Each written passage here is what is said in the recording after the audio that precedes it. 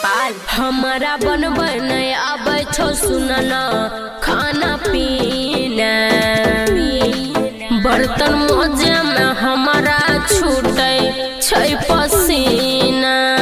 आप तो समझ गए ना। हम ही बनैबौ रोजे खाना, हम ही फुकबौ चूल्हा के जान। तो जल्दी हमारा बनैले अपन दुल्हा के जान।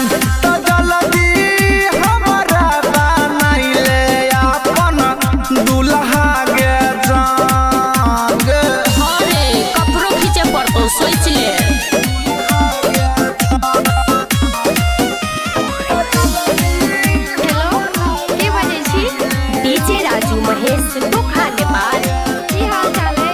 करे नहीं देबौ काम कोनो के जान, तोरा हम कबो दुल्ही ना बन के तोरा घरे रे जान।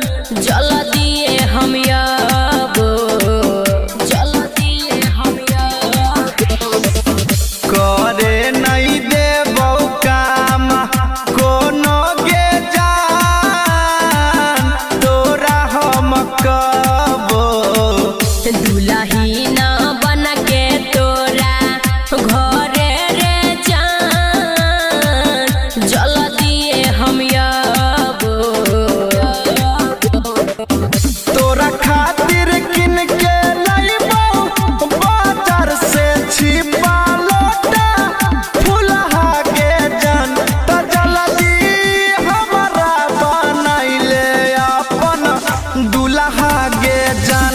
त जल्दी हमारा बनैले अपन दुल्हा के जान।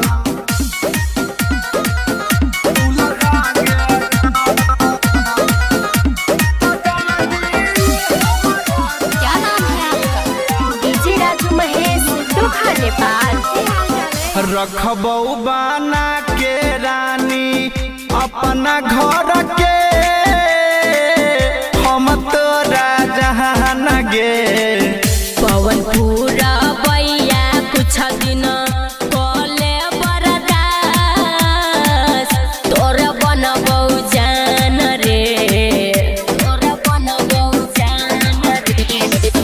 रखबौ बना के रानी अपना घर के, हम तोरा जहान गे।